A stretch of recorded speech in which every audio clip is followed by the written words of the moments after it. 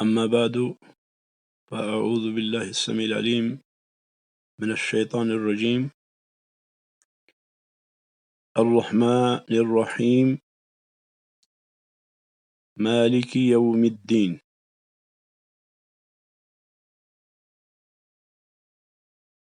إياك نعبد وإياك نستعين اهدنا الصراط المستقيم صراط الذين أنعمت عليهم غير المغضوب عليهم ولا الضالين آمين.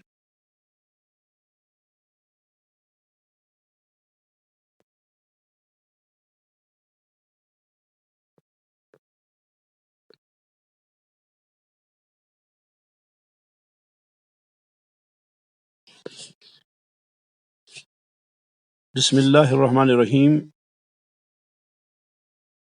کے بارے میں ہم نے پچھلے دروس میں کچھ جانا تھا، اور اسی طرح سے الحمدللہ رب العالمین. آج تیسری آیت کے بارے میں اور اس کے بعد والی آیات کے بارے میں جو ممکن ہوا وہ بیان کرنے کی کوشش کریں گے انشاءاللہ. اللہ تعالی فرماتے ہیں الرحمن الرحیم.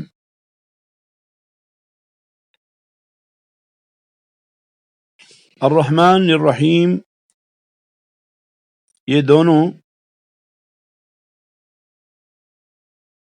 لفظ جلالہ اللہ کی صفت ہیں. الرحمن پہلی صفت ہے اور الرحیم دوسری صفت ہے.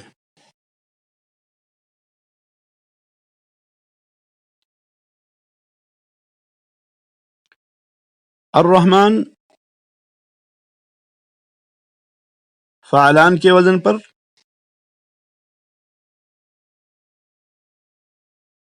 جس کے معنی وسیع رحمت والا. الرحمن کے معنی وسیع رحمت والا،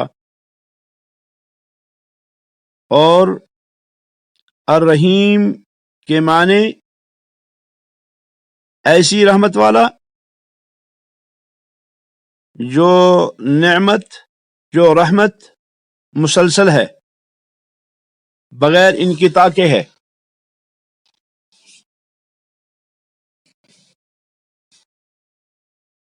رحمان وسیع رحمت والا، اور رحیم ایسی رحمت والا جو رحمت مسلسل ہے،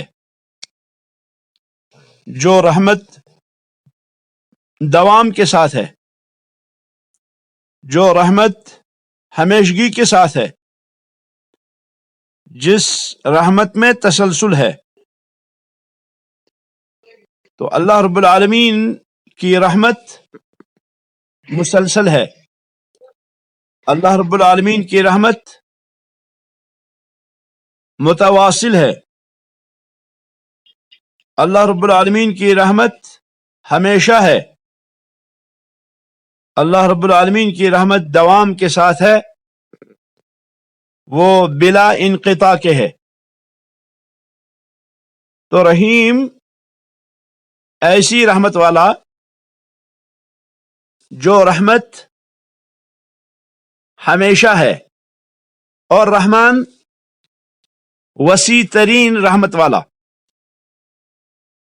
تو یہ دونوں صفت ہیں، صفاتی نام ہیں اللہ رب العالمین کے.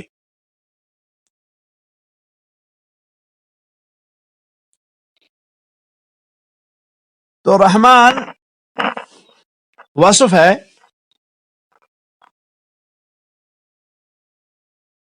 یعنی بہت رحم کرنے والا، وسیع پیمانے پر رحم کرنے والا، یہ وصف ہے. اور رحیم جو ہے یہ فعل ہے. فعل کے معنی کام، یعنی یہ اس وقت بھی رحم کرنے والا ہے، یہ اس سے پہلے بھی رحم کرنے والا تھا اور اس وقت بھی رحم کرنے والا ہے۔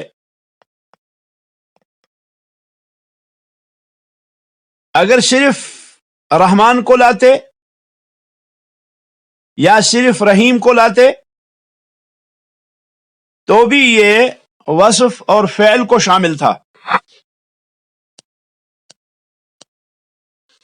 تو بھی ہم کہتے ہیں کہ رحمت والا ہے، اور ایسی رحمت والا جو مسلسل ہے، چاہے ایک کو لاتے ہم، چاہے دو کو لاتے ہم، چاہے ہم ایک کو لاتے دوسرے کو نہ لاتے، چاہے ہم دوسرے کو لاتے اور پہلے کو نہ لاتے، تو بھی یہ وصف اور فعل دونوں کو شامل ہے۔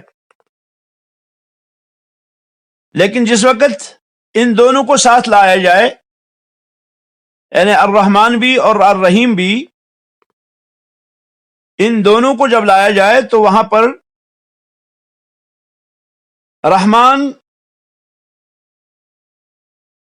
کی تفسیر وصف سے ہوتی ہے، یعنی رحم کرنے والا، اور رحیم کی تفسیر فعل سے ہوتی ہے، یعنی جو مسلسل اور لگاتار رحم کر رہا ہے، رحمت برسا رہا ہے، رحمتیں نازل فرما رہا ہے، یہ معنی اس میں شامل ہوں گے۔ اس آیت کریمہ کے فوائد میں سے ایک فائدہ یہ ہے کہ یہ دونوں عظیم اسم، یہ دونوں عظیم نام الرحمن اور الرحیم جو ہیں، یہ اللہ کے لیے ثابت ہیں۔ گویا کہ ان دونوں نام کو ہم اللہ رب العالمین کے لیے ثابت کریں گے۔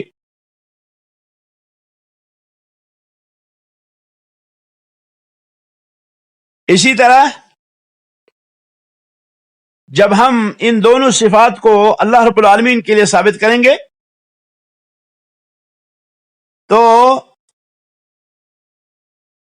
پھر ہم اس بات کریں گے اس رحمت کا بھی جو رحمت ان دونوں صفات پہ شامل ہے، چاہے وصفی ہو چاہے فعلی رحمت ہو۔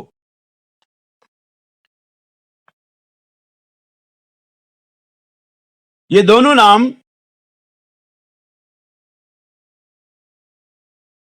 ذات پر بھی دلالت کرتے ہیں اور یہ دونوں نام صفات پر بھی دلالت کرتے ہیں، اور یہ دونوں نام رحمت کے اثرات پر بھی دلالت کرتے ہیں۔ رحمت کے جو آثار ہیں، رحمت کے آثار پر بھی یہ دلالت کرتے ہیں۔ اور رحمت کے آثار میں سے کیا ہے؟ رحمت کے آثار میں سے اللہ رب العالمین جو اپنے بندے کو انعامات سے نوازتا ہے، اور اللہ رب العالمین جو اپنے بندے کو اپنے عذاب سے بچاتا ہے، پریشانیوں سے بچاتا ہے، یہ رحمت کے آثار میں سے ہیں۔ تو اس کا پہلا فائدہ اس آیت کریمہ کا کہ اس میں ان دونوں اسماء مبارکہ کا ثبوت ہے، ان کا اثبات ہے۔ یہ نہیں کہ اللہ رب العالمین کے صفات نہیں ہیں یا اللہ رب العالمین کے صفات کا انکار کریں، جیسے کہ جہمیہ اور دیگر کچھ بدعتی لوگ اللہ رب العالمین کے صفات کا انکار کرتے ہیں، اور وہ کہتے ہیں کہ اگر ہم ثبوت کرتے ہیں اللہ رب العالمین کی صفات کو، اگر ہم اللہ رب العالمین کی صفات کا اثبات کرتے ہیں تو اس سے لازم آئے گا کہ ہم جو ہے وہ تشبیہ دیں گے، اور تشبیہ جو ہے وہ اللہ رب العالمین کی شان نشان نہیں۔ اس لیے وہ کہتے ہیں بذام خود کی صفات کا انکار کرنا ہی حق ہے، یہی ٹھیک ہے، لیکن یہ ان کا یہ گمان جو ہے یہ کیا ہے؟ یہ باطل ہے، کیونکہ اللہ رب العالمین نے اپنے لیے صفات کا ثبوت فرمایا، صفات کا اثبات کیا۔ اللہ رب العالمین نے اپنے لیے اسماء مبارکہ کا اثبات فرمایا، اللہ رب العالمین نے اپنے لیے صفات مبارکہ کا اثبات فرمایا، اور رسول اکرم صلی اللہ علیہ وسلم نے بھی اللہ تعالیٰ کے لیے اسماء مبارکہ کا ثبوت فرمایا، ثبوت دیا، اور اسی طرح سے صفات مبارکہ بھی ثابت کیے۔ رسول اکرم صلی اللہ علیہ وسلم نے تحریف کے بغیر، تعطیل کے بغیر، تمثیل اور تشبیہ کے بغیر، کیفیت کے بغیر۔ تو یہ پہلا فائدہ ہے اس آیت مبارکہ کا، اور دوسرا فائدہ اس آیت کریمہ کا یہ ہے کہ اللہ تعالی کی ربوبیت، اللہ تعالی کی ربوبیت مخلوق پر وسیع رحمت پر مبنی ہے۔ اللہ کی ربوبیت مبنی ہے پوری مخلوق پر وسیع اور شامل رحمت کو، وسیع رحمت کو، یعنی وسیع رحمت ہے، اور پھر یہ شامل ہے، اور پھر یہ مسلسل ہے، پھر میں یہ متواصل ہے، بلا انقطاع کے ہے۔ تو گویا کہ اللہ رب العالمین کی ربوبیت وہ اس وسیع اور متواصل رحمت پر مبنی ہے جو اللہ رب العالمین کائنات کے ساتھ رحمت فرماتا ہے، رحم کرتا ہے۔ کیونکہ اللہ تعالیٰ نے جب فرمایا رب العالمین، تو گویا کہ سوال کرنے والے نے سوال کیا کہ اس ربوبیت کی نوعیت کیا ہے، اس ربوبیت کی نوعیت کیا ہے، رب العالمین کیا ہوا؟ گویا کہ جب اللہ رب العالمین نے فرمایا الحمدللہ رب العالمین، ساری تعریفیں اللہ کے لیے ہے جو کہ عالمین کا رب ہے، تو گویا کہ سوال کرنے والے نے سوال کیا کہ وہ رب العالمین کیا ہے، اس ربوبیت کی نوعیت کیا ہے، کس طرح اللہ رب العالمین رب ہے؟ کیا یہ ربوبیت لینے کی ہے، انتقام کی ہے، یا یہ رحمت کی ربوبیت ہے اور انعام کی ربوبیت ہے؟ یہ کون سی ربوبیت ہے؟ چونکہ اللہ رب العالمین کی ربوبیت کے پرتو بہت سارے ہیں۔ اللہ رب العالمین کی ربوبیت بہت ساری صفات کو شامل ہے، بلکہ علماء کہتے ہیں کہ یہ جو ربوبیت ہے، ربوبیت کی جامع 4 صفات ہیں، جس میں خلق، ملک، رزق اور تدبیر آتا ہے، اور پھر سارے کے ساری جو صفات ہیں وہ سارے کے سارے صفات انہی 4 صفات کی جانب لوٹتے ہیں، یعنی یا وہ خلق کی میں لوٹتے ہیں، یا وہ ملک میں، یا وہ رزق میں، یا وہ تدبیر میں، ان 4 صفات کی طرف وہ سارے لوٹتے ہیں۔ تو گویا کہ یہاں پر سوال کرنے والے نے سوال کیا کہ یہ کیسی ربوبیت ہے، رب العالمین کی کون سی قسم ہے یہ ربوبیت کی؟ تو اللہ تعالیٰ نے فرمایا الرحمن الرحیم، کہ اللہ رب العالمین کی وہ رحمت جو پوری کائنات کو وسیع ہے، اور جس میں ہر چیز شامل ہے، اور جس میں ہر طرح کی رحمت شامل ہے، اور پھر یہ کہ اللہ رب العالمین کی وہ رحمت جو مسلسل ہے اور لگاتار ہے، بغیر انقطاع کے ہے۔ جب سے اللہ رب العالمین نے کائنات کو وجود بخشا ہے، تب سے وہ رحمت جاری ہے، اور آج تک، اور اس کے بعد بھی وہ ابد تک جاری رہے گی۔ اس طرح سے گویا کہ اللہ رب العالمین کی صفت رحمت کی وسعت، اور اللہ رب العالمین کی رحمت کی عظمت، اور اللہ رب العالمین کی رحمت کی کا تسلسل جو ہے وہ اس آیت مبارکہ سے وہ فائدہ نکلتا ہے۔ تو الرحمن الرحیم کے بعد اللہ تعالیٰ فرماتے ہیں مالکی یوم الدین، مالکی یوم الدین، مالکی یوم الدین یہ لفظ جلالہ اللہ رب العالمین کی ہی صفت ہے، یعنی یہ ایک اور صفت ہے۔ پہلے ہم نے کہا کہ بسم اللہ الرحمن الرحیم، الرحمن الرحیم یہ صفت ہے اللہ کی۔ پھر ہم نے کہا الحمد للہ رب العالمین، ہم نے کہا کہ رب العالمین یہ صفت ہے اللہ کی۔ اور اب یہاں پر ہے مالک یوم الدین، یعنی اللہ جو ہے وہ مالک یوم الدین، روز جزا کا مالک ہے، وہ مالک ہے روز جزا کا۔ یوم الدین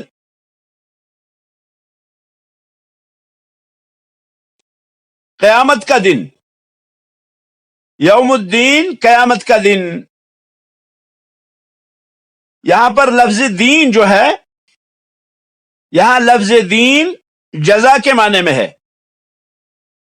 یعنی اللہ سبحانہ و تعالی مالک ہیں اس دن کے جس دن میں پوری مخلوقات کو بدلہ دیں گے۔ اللہ تعالی مالک ہیں اس دن کے جس دن اللہ عز و جل ساری مخلوقات کو ان کے اعمال کا بدلہ دیں گے۔ اس دن اللہ رب العالمین کے علاوہ کوئی اور مالک نہیں ہوگا۔ اس دن اللہ جل شانہ کے بغیر کوئی اور مالک نہیں ہوگا اس دن۔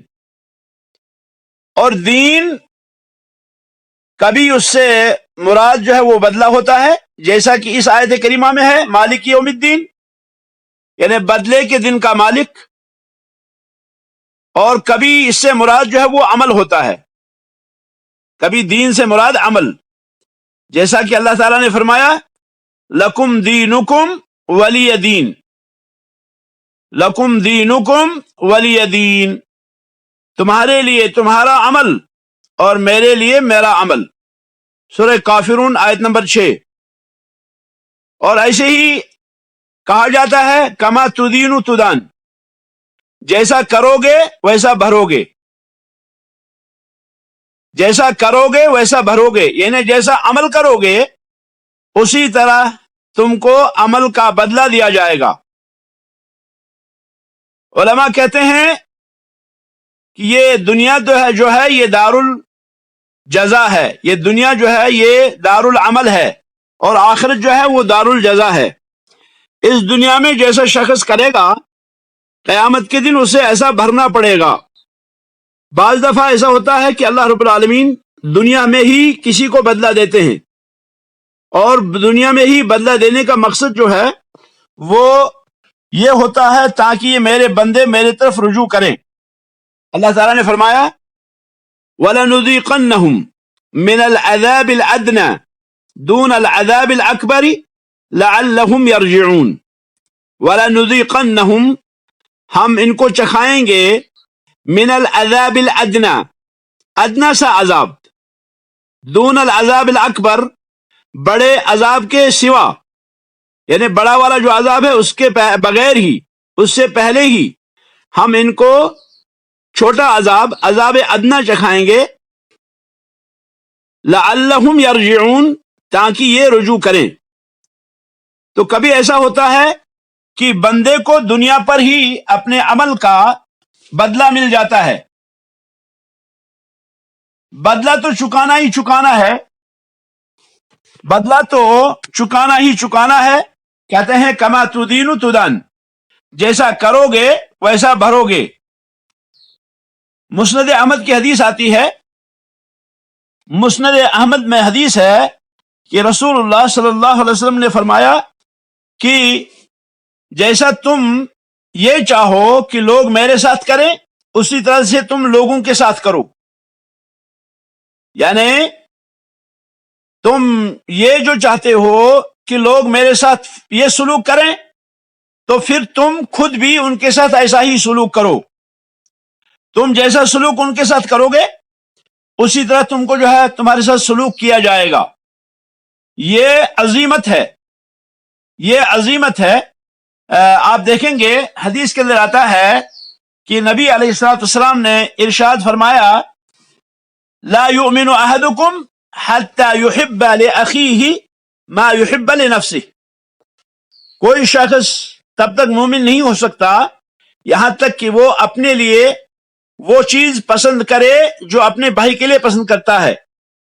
تو اپنے لیے اور اپنے بھائی کے لیے پسند کرنا، ایک قسم کی پسند کرنا، یہ عظیمت ہے۔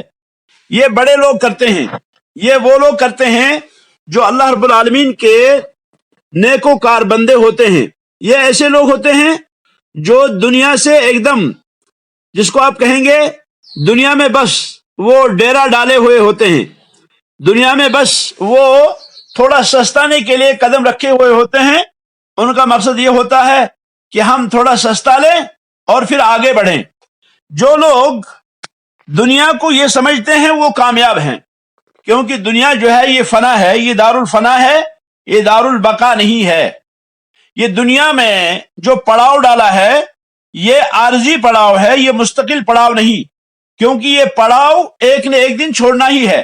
اب اس پڑاؤ کے اندر آدمی کو کیا کرنا ہے، آدمی کو کیسے رہنا ہے، یہ ہے عظیمت، یہ ہے عظیم لوگوں کا کام کہ وہ سوچیں ذرا ہمیں کیا بہتر ہوگا۔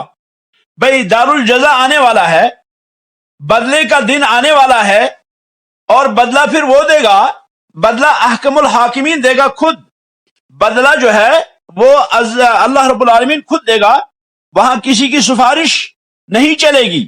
یوم لا ينفع مال ولا بنون، اللہ فرماتے ہیں وہاں نہ مال کام آئے گا اور نہ وہاں بچے کام آئیں گے۔ اللہ فرماتے ہیں یومئذ لا تشفع عنده من ذا الذی یشفع عنده، کون ہے جو اس کے پاس سفارش کرے گا؟ اور وہ دن عظیم ترین دن ہوگا، اس دن کوئی کسی کے کام نہیں آئے گا، اس دن ساری ارحام، سارے رشتے، سارے تعلقات کٹ جائیں گے، یہ سارے کے سارے ختم ہوں گے۔ اس دن کی تیاری کرنا یہ جو ہے عظیمت ہے۔ اور یہ کیسے ممکن ہوگا؟ یہ ایسے ممکن ہوگا کہ میں جو اپنے لیے پسند کرتا ہوں وہ اپنے بھائی کے لیے بھی پسند کروں، کیونکہ کما تدین تدان، جیسا کرو گے ویسا بھرو گے۔ اگر تم یہ چاہتے ہو دنیا کے اندر سکون، اطمینان، امن، تو اللہ رب العالمین کو اپنے دل میں بسا لو۔ تم اگر یہ چاہتے ہو کہ اللہ رب العالمین کے ساتھ تم جو ہے کیا ہے مخلص بنو، تو یہ تمہارے لیے بہت ہی، جس کو آپ کہیں گے انمول موتی ہے، انمول تحفہ ہے، جس کو آپ اختیار کر رہے ہیں۔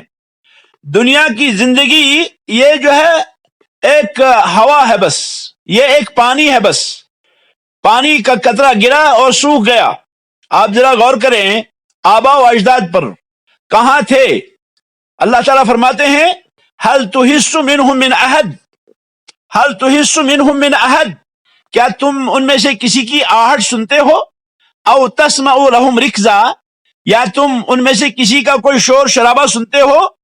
قطعاً نہیں سنتے۔ کتنے ہلاک ہوئے، کتنے مر گئے اس دنیا سے، لیکن وہ کیا ہے، ان کی آہٹ تک سنائی نہیں دیتی، ان کے آثار تک جو ہے وہ سنائی نہیں دیتے، دکھائی نہیں دیتے، ان کے نشانات تک نہیں پائے جاتے۔ تو یہ کیا ہے؟ یہ دنیا کا حال ہے۔ اب اس دنیا میں کامیاب وہ شخص ہے جو کیا کرتا ہے، جو ایسے اعمال کرتا ہے جو اس کو یہاں بھی اچھا رکھیں اور جو اس کو آخرت میں بھی اچھا رکھیں۔ اسی لیے یہاں جو ہے کہتے ہیں مالکی یوم الدین، تو مالکی یوم الدین، دین کا ایک معنی جزا ہے، دین کا ایک معنی جزا ہے اور ایک معنی عمل ہے۔ جزا کے طور پر اس آیت کریمہ میں استعمال ہوا مالک یوم الدین، اور عمل کے لیے استعمال ہوا لکم دینکم ولی دین۔ تو یہ جو ہے عظیم ترین دن ہے جس کے بارے میں اللہ رب العالمین نے یہاں پر بیان فرمایا، اور یہاں اللہ تعالیٰ نے فرمایا مالک یوم الدین، کہ اللہ کون ہے؟ وہ یوم الدین کا مالک ہے۔ دوسری جگہ اللہ رب العالمین نے فرمایا وما ادراک ما یوم الدین، وما ادراک ما یوم الدین، آپ کو کیا معلوم کہ یوم الدین کیا ہے؟ ثم ما ادراک ما یوم الدین، پھر آپ کو کیا معلوم کہ یوم الدین کیا ہے؟ फिर फरमाया यौम ला तमलिकु नफ्सुन लिनफ्सिन शैआ, यौम ला तमलिकु नफ्सुन लिनफ्सिन शैआ, वो दिन है जब कोई किसी का मालिक नहीं होगा। ला तमलिकु नफ्सुन लिनफ्सिन शैआ, कोई शख्स किसी चीज का मालिक नहीं होगा। वल अम्रु यौमइज़िन लिल्लाह, और मामला उस दिन अल्लाह का होगा। दूसरी जगह अल्लाह ताला ने फरमाया यसअलूना अय्यान यौमुद्दीन, कि मुशरिकीन, कुफ्फार, मुनकिरीन, आखिरत के मुनकिर, अल्लाह के मुनकिर, अल्लाह के नबी के मुनकिर क्या है, वो सवाल करते हैं आपसे। यसअलूना अय्यान यौमुद्दीन, वो सवाल करते हैं आपसे कि यौमुद्दीन कब होगा, यौमुद्दीन कब होगा। आप फरमाए यौम हुम अलन नार युफ्तनून, यौम हुम अलन नार युफ्तनून, ये वो दिन होगा जिस दिन इनको नारे जहन्नम पर आजमाया जाएगा, नारे जहन्नम से आजमाया जाएगा। यानी कुफ्फार ने सवाल किया यौमुद्दीन कब है, तो अल्लाह ने फरमाया यौम हुम अलन नार युफ्तनून ज़ूक़ू फितनतकुम, ज़ूक़ू फितनतकुम, अल्लाह ताला फरमाएंगे ज़ूक़ू फितनतकुम, लो अपना अजाब चख लो। हाज़ल्लज़ी कुंतुम बिही तस्तअजिलून, यह है वो जिसको तुम जल्दी कहते थे, तुम कहते थे कब आएगा, ये लो आज आ गया है। तो इसमें भी अल्लाह ताला ने यौमुद्दीन का जिक्र फरमाया। अल्लाह ताला का यहां जो फरमान है मालिकी यौमुद्दीन, इसमें एक क़िराअत जो है वह है मलिकी, मलिकी यौमुद्दीन। मलिक मालिक से ज्यादा खास है, मलिक मालिक से ज्यादा खास है। यानी हमारे पास दो लफ्ज है, एक है मलिक, मलिक माने बादशाह, मालिक माने मालिक। तो ये दो लफ्ज हैं, लेकिन मलिक बादशाह जो है ये ज्यादा खास है बनिस्बत मालिक के। इन दोनों क़िराअतों को अगर हम जमा करते हैं, यानी हम कहते हैं मालिकी यौमुद्दीन और मलिकी यौमुद्दीन, तो इनमें अजीम तरीन फायदा है। वो फायदा यह है कि अल्लाह जल्ला व अला की मिल्कियत हकीकी मिल्कियत है, अल्लाह रब्बुल आलमीन की बादशाहत हकीकी बादशाहत है, अल्लाह रब्बुल आलमीन की बादशाहत हकीकी बादशाहत है। क्योंकि मखलूकात में से बाज दफा ऐसा होता है कि कोई किसी चीज का मालिक होता है, किसी चीज की मिल्कियत रखता है, कोई चीज उसकी मिल्कियत में होती है लेकिन वो उसका मालिक नहीं होता।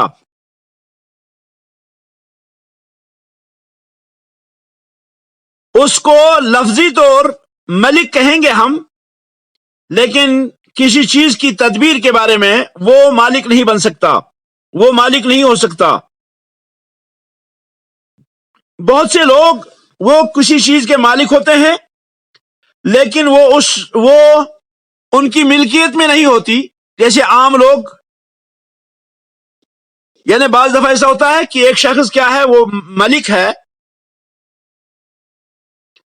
बाज दफा ऐसा होता है कि आदमी क्या है, आदमी मालिक है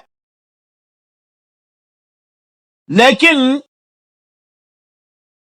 मालिक होने के साथ साथ वो उसकी मिल्कियत में नहीं। जैसे आम लोग, कोई बादशाह है वो कहता है मैं इस मुल्क का बादशाह हूं, मैं इस मुल्क का मालिक हूं, लेकिन वो कुल्ली तौर इस मुल्क का मालिक नहीं होता, वो आर्जी तौर इस मुल्क का मालिक होता है। और इसकी दलील यह है कि बाज दफा उससे वो मिल्कियत, वो बादशाह छिन जाती है। अल्लाह रब्बुल आलमीन का मालिक होना, अल्लाह रब्बुल आलमीन का बादशाह होना, यह हकीकी है। अल्लाह रब्बुल आलमीन मालिक भी है और अल्लाह रब्बुल आलमीन मलिक भी है। अल्लाह रब्बुल आलमीन मालिक भी है और अल्लाह रब्बुल आलमीन मलिक भी है। मलिक माने बादशाह और मालिक माने हर चीज का मालिक। तो अल्लाह रब्बुल आलमीन कुल्ली तौर पूरी कायनात का मालिक है। अल्लाह रब्बुल आलमीन कुल्ली तौर پوری کائنات کا بادشاہ ہے، کیونکہ بادشاہ حقیقی جو ہے وہ اللہ رب العالمین کی ہے۔ یہاں پر اس آیت مبارکہ میں جو فوائد ہیں، ان فوائد میں سے ایک فائدہ یہ ہے کہ اس میں اللہ رب العالمین کے لیے، اللہ عز و جل کے لیے ملکیت کا ثبوت ہے۔ اس آیت کریمہ میں اللہ رب العالمین کے لیے قیامت کے دن کی ملکیت کا بھی ثبوت ہے، کیونکہ اس دن ساری بادشاہتیں اور ساری ملکیتیں بکھر جائیں گی۔ اس دن کوئی کسی کا مالک نہیں ہوگا، اس دن کوئی شخص کسی چیز کی ملکیت نہیں رکھتا ہوگا۔ اس دن ساری کی ساری ملکیتیں، ساری کی ساری بادشاہتیں زمین بوس ہو جائیں گی، دڑام سے زمین پہ گر جائیں گی۔ اس دن اللہ رب العالمین کے علاوہ کسی اور کی ملکیت نہیں ہوگی۔ یہاں پہ ایک سوال یہ پیدا ہوتا ہے کہ کیا اللہ رب العالمین دنیا کا مالک نہیں ہے؟ کہ اللہ تعالیٰ نے یہاں کہا مالک یوم الدین، اللہ تعالیٰ نے فرمایا مالک یوم الدین، کہ اللہ تعالیٰ روز جزا کا مالک ہے، تو کیا دنیا کا مالک نہیں؟ اللہ تعالیٰ نے فرمایا کہ قیامت کے دن کا مالک ہے، تو کیا دنیا کا مالک نہیں ہے اللہ؟ تو اس کا جواب یہ ہے ہاں، اللہ تعالیٰ دنیا کا بھی مالک ہے، اللہ تعالیٰ آخرت کا بھی مالک ہے۔ البتہ قیامت کے دن روز جزا میں اللہ کی بادشاہت، اللہ کا سلطان ہونا، اللہ تعالیٰ کا ملکوت، یہ کیا ہوگا؟ یہ اس دن ظاہر ہوگا، یہ اس دن ظاہر ہوگا، کیونکہ اللہ تعالیٰ پکاریں گے لمن الملک اليوم، آج کس کی بادشاہت ہے؟ سورہ غافر آیت نمبر 16۔ تو کوئی بھی جواب نہیں دے گا، تو اللہ تعالیٰ فرمائیں گے للہ الواحد القہار، کی بادشاہت جو ہے، ملکیت جو ہے، یہ اللہ واحد القہار کی ہے، کسی اور کی نہیں۔ دنیا میں کچھ بادشاہ ظاہر ہوتے ہیں، دنیا میں کچھ بادشاہ جو ہیں وہ ظاہر ہوتے ہیں، وہ دعویٰ کرتے ہیں، وہ غالب ہوتے ہیں، ان کا خیال ہے کہ ان کی جو نیتا ہے، ان کی جو جنتا ہے، ان کے جو لوگ ہیں، ان کے بسنے والے، اس ملک کے اندر جو بسنے والے ہیں، ان کا مالک وہی ہیں۔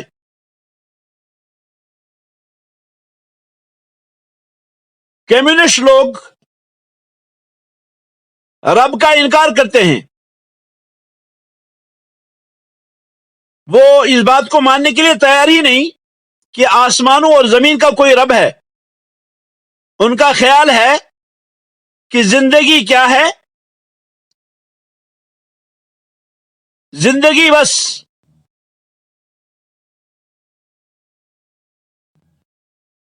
یہ کچھ حوادثات ہیں جو آتے ہیں جاتے ہیں، اور ان کا رئیس جو ہے، ان کا جو سربراہ ہے، وہی ان کا رب ہے، وہی ان کا مالک ہے۔ تو چونکہ قیامت کے دن کسی کو دعویٰ کرنے کا یارہ نہیں ہوگا، قیامت کے دن بادشاہت یا ملکیت کا دعویٰ کرنے کا یارہ نہیں ہوگا، کوئی جرت نہیں کرے گا، کسی کو اس کی جسارت نہیں ہوگی، اور اس دن اللہ رب العالمین کی بادشاہت، اللہ رب العالمین کی ملکیت ظاہر ہوگی۔ وہاں سارے کے سارے معبودان، سارے کے سارے بادشاہ، سارے کے سارے مالک بے بس ہو جائیں گے، تو اس دن ظاہر ہوگا جبکہ آج دنیا کے اندر ظاہر نہیں. چونکہ آج کوئی کہتا ہے کہ میں مالک ہوں، کوئی کہتا ہے میں بادشاہ ہوں، وہ سمجھتا ہے شاید میری مملکت کا جو ساری تدبیریں ہیں یہ میری وجہ سے ہوتی ہیں، وہ سمجھتا ہے کہ شاید میری ہی وجہ سے یہ نظام درست ہے، یہ سارا ٹھیک ہے. تو یہ اس کا وہم ہے اور اس کا یہ گمان ہے. اس لیے یہاں پر اللہ رب العالمین اپنی ملکیت کا ظاہر اس طرح نہیں کرتے جیسے کہ قیامت میں ظاہر فرمائیں گے، کیونکہ قیامت جو ہے وہ کیا ہے، وہ دار الجزا ہوگا، وہ دار العمل نہیں ہوگا. آج دار العمل ہے، آج دار العمل ہے. اللہ تعالیٰ نے بہت سی آیات میں یہ بتا دیا کہ قل من بیدہ ملکوت کل شیء وہو یجیر ولا یجار علیہ ان کنتم تعلمون. کون ہے جس کے ہاتھ میں ہر چیز کی ملکوتیت ہے؟ لیکن بعض دفعہ ایسا ہوتا ہے کہ کوئی بادشاہ جو ہے وہ دعویٰ کرتا ہے کہ میں ایسا کروں گا، اور پھر وہ ایسا کرتا ہے تو وہ سمجھتا ہے کہ شاید میں نے کیا، حالانکہ اللہ رب العالمین کی مشیت کے بغیر یہ چیزیں نہیں ہوتی. اللہ رب العالمین مہلت دیتے ہیں، اللہ رب العالمین اختیار دیتے ہیں، اللہ رب العالمین اس کو کھلا چھوڑتے ہیں کہ تو کر کیا کرنا ہے، کیونکہ عاقبت جو ہے وہ کیا ہے، وہ تقوی کے لیے ہے. والعاقبۃ للتقوی. اللہ تعالیٰ نے فرمایا وَذَرُوا الَّذِينَ يُلْحِدُونَ فِي أَسْمَائِهِ سَيُجْزَوْنَ مَا كَانُوا يَعْمَلُونَ. تو گو کہ دنیا کے اندر اللہ رب العالمین کی بادشاہت کے مظاہر تو ہیں، لیکن کس کے لیے؟ اولو الالباب کے لیے، اہل عقل کے لیے، اہل دانش کے لیے، ان لوگوں کے لیے جن کی عقل ہے. اور جن کی عقل نہیں ہے ان کو یہ سمجھ میں نہیں آئے گا کہ اللہ کی ملکوتیت، اللہ کی بادشاہت دنیا پر بھی ہے. تو گو کہ یہ کہنا کہ مالک یوم الدین صرف قیامت کے دن کا مالک، دنیا کا نہیں ہے، ایسا نہیں ہے. بلکہ مالک یوم الدین اس لیے اللہ نے فرمایا تاکہ اس دن جو ہے اللہ رب العالمین کی بادشاہت وہ کیا ہے، وہ ظاہر ہوگی، وہ واضح ہوگی، وہ عیاں ہوگی، اور ہر کوئی معترف ہوگا کہ واقعی اللہ رب العالمین ہی کے حکم سے سب کچھ ہو رہا ہے. اس آیت کریمہ کی فوائد میں سے ایک اور فائدہ یہ ہے کہ اس آیت کریمہ کے اندر بعد الموت کا ثبوت ہے، یعنی مرنے کے بعد زندہ ہونے کا ثبوت ہے. اور اسی طرح سے اس آیت کریمہ کے اندر جزا کا بھی ثبوت ہے کہ بدلہ دیا جائے گا اور بدلہ ہوگا، اور ہر کسی کو اس کے اعمال کا بدلہ ملے گا. تو گویا کہ اس میں بعث اور جزا کا بھی ثبوت ہے، کیونکہ اللہ تعالیٰ نے فرمایا مالک یوم الدین. اور اسی طرح سے اس آیت کریمہ کے اندر ایک اور فائدہ یہ ہے کہ انسان کو اس میں ترغیب دی گئی ہے کہ اس عظیم دن کے لیے کچھ کرے، جس دن عمل کرنے والوں کو بدلہ دیا جائے گا. تو یہ مختصر سے کلمات تھے، مختصر سے جو ہے توضیح تھی ان آیات مبارکہ کی. انشاءاللہ اگلے درس میں دوسری آیات کا ذکر ہوگا. ھذا وصلی اللہ وسلم علی نبینا محمد وعلی آلہ واصحابہ اجمعین. سبحانک اللہم وبحمدک اشہد ان لا الہ الا اللہ استغفرک واتوب الیک.